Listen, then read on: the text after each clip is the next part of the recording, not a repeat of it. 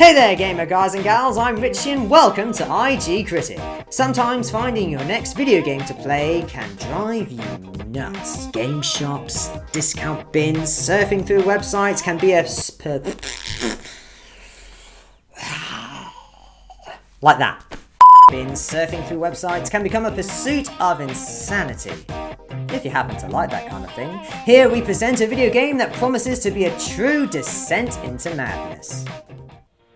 Based on a Celtic myth, Hellblade Senua's sacrifice follows a lonely warrior who has lost everything and everyone she cares about as she descends the dark paths of her own psychosis.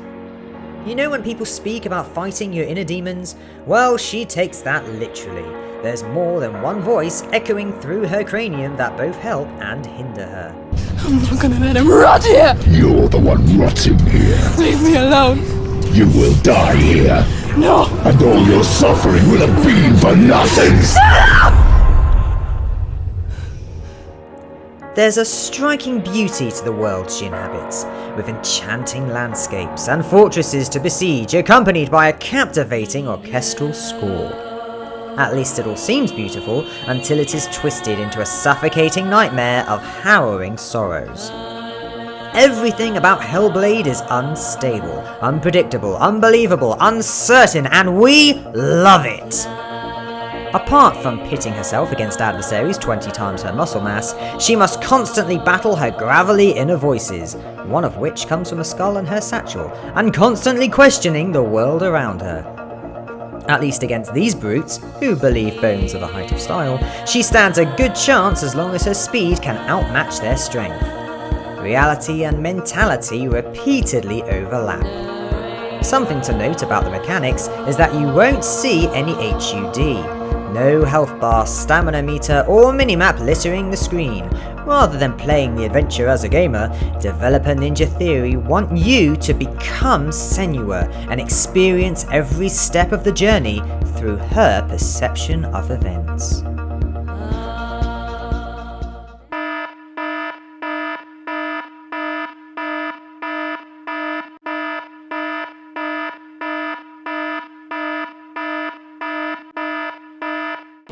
Psychology is an extremely diverse profession that requires years of study in many respective fields. If only there was a place where we could go to learn how to literally shift through the brain and explore the mysteries of the mindscape. Like a summer camp. Tim Schafer's Psychonauts takes place in Whispering Rock, a camp that teaches children the powers of mind over matter. Trained by the best government agents to be the cream of the crop in psychic warfare. Through his lectures, Raz and his friends learn how to harness their mental might and literally enter the minds of their enemies. Though he does get to practice on his friends and teachers first. Raz is on his way to becoming a great Psy Cadet, but he soon discovers that something sinister is underfoot as his classmates keep turning up empty-headed. Literally. His investigation leads him to an abandoned asylum overrun by the inmates, each with their own specific mental malady. On top of dealing with the mystery of the missing brains, you have to sort through the mental baggage of a postman obsessed with exploding milk, an artistic matador, and a giant fish monster named Linda.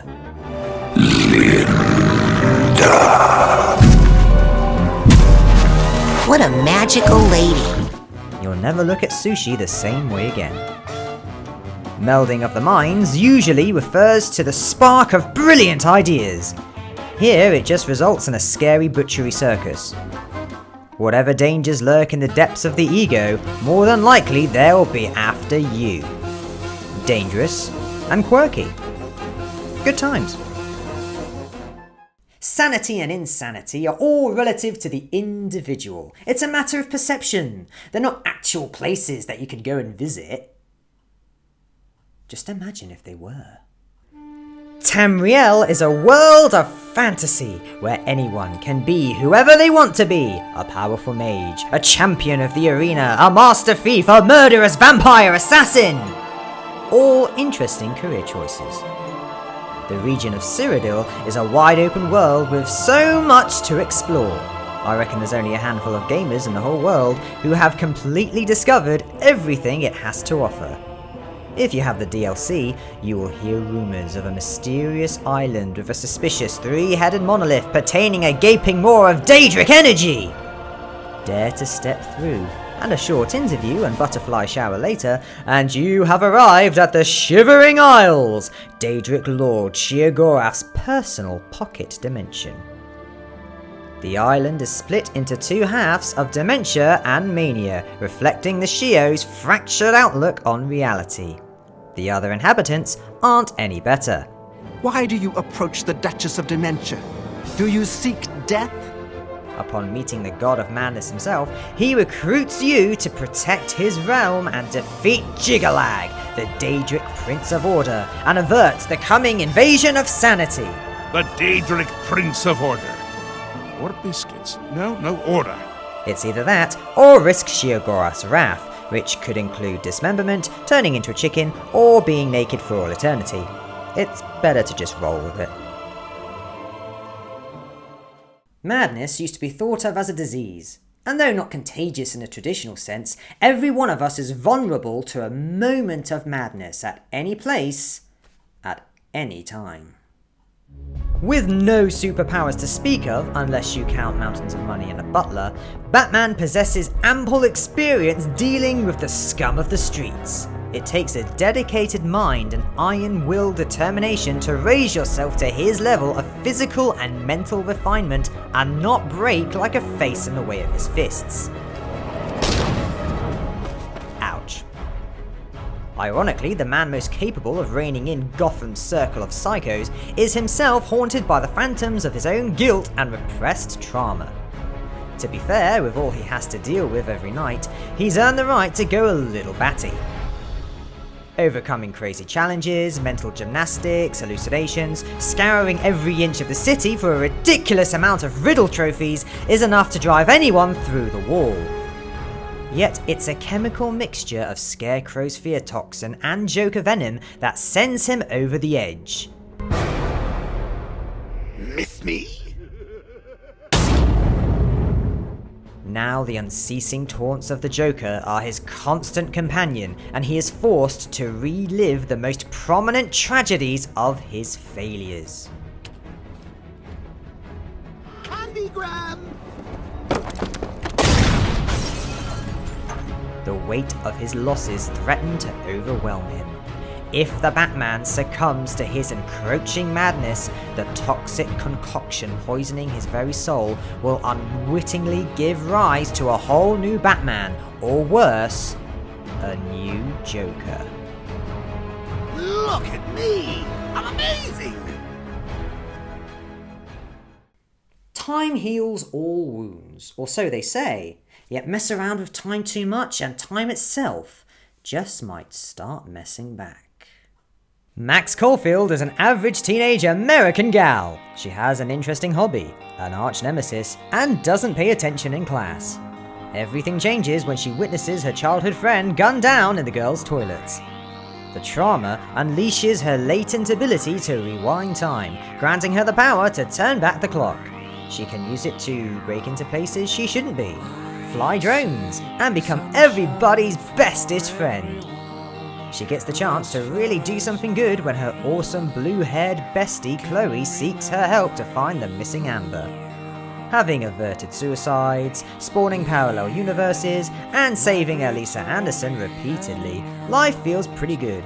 It's almost worth the headaches and the nosebleeds.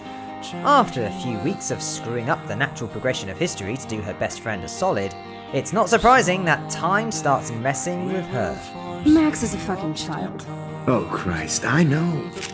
And she never shuts up, does she? When a tornado hits her town and she needs her powers most, it all becomes a chronological madhouse. Max gets thrown for a chrono loop of trouble where nothing makes sense.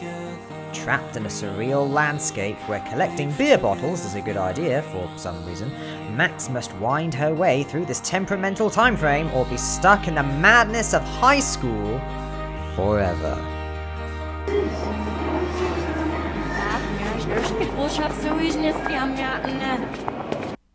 Some psychoses sink people so deep into their own imagination it becomes difficult to make a distinction between dreaming and truth. If you think dreams are better than the real world, take a look at this and think again. Alice Madness Returns is so messed up, madness is actually in the title. Though the first game was weird enough, this one takes the biscuit as Alice's sanity and grasp of reality slowly slips further and further away. Alice has had it tough, especially for a child. When her family perished under questionable circumstances, the trauma sent her into a coma. With only occasional bouts of consciousness, she spent 2 years in a horrific 1870s asylum until Dr. Bumby took her on, teaching her to forget her past in order to be well enough for society. While wandering around Victorian London and sleuthing for the truth behind the fire that killed her family, Wonderland is deteriorating into a frenzy of mindless destruction, senseless violence, and oozing pus babies. The inhabitants are all suffering from the instability as a wild train of thought threatens to derail her sanity. As she delves deeper into the muck and murk, she worms her way closer and closer to the dark truths of her past and the fire that consumed her family. Memory has a price, and the truth will only cost her her mind. If someone is seen to lose touch with existence and perceives others as being inconsequential, it might be because they have gone mad with power. But can being extremely powerful really cause you to lose your grip on reality? Yes. Yes, it can. Jackie Estacado is a wealthy mafia crime boss who has it all. He is charming, handsome, rich, powerful, indestructible, and host to the darkness, the most evil, conniving, insatiable primal force in the entire universe! His life goals are fairly simple: win the battle for supremacy of his own soul, and get revenge on the asshole currently attacking his family. With regeneration powers, some nasty heart-eating tentacles, and a British Darkling helping him out, victory seems assured. Hello, monkey! It's been too long! Give us a hug! I'll pass, but thanks for the help. Mental instability can be brought on by intensive trauma. I don't know about you, but I would certainly class dying as being very traumatic. In Jackie's case, being the living embodiment of everything profane and unholy, it's hard to say if death is really the end. Until he gets shot in the head. Wrong choice, Jackie boy. He wakes up in a mental institution, where all the inmates and staff are played by pivotal people of his apparent made-up fantasy world. Is he really the avatar of omnipotent power, or just a little screwy? Most maddening of all is the nurse represented by Jenny, who coincidentally was also shot in the head. Jackie, this is not your fault. The story in both interpretations of reality continues to climax, resulting in 2 possible endings for the game. Which reality do you choose? The one where you shrug off your delusions of grandeur and dance intimately with your soulmate? Or the one where you dive heroically off the roof into the jaws of hell to wrestle with your inner demons? Like that's even a choice. When a game we love finally hits the shelves, it's normal to go a little gaga. But who are your favourite psychos? Which video game plots have you going, what the f***, like nobody's business? Share your most maddening moments in the comments section below. Stay sane by clicking that like button, and a subscribe button also. You'd be mad not to. I'm Richie, stay magic, and see you next time.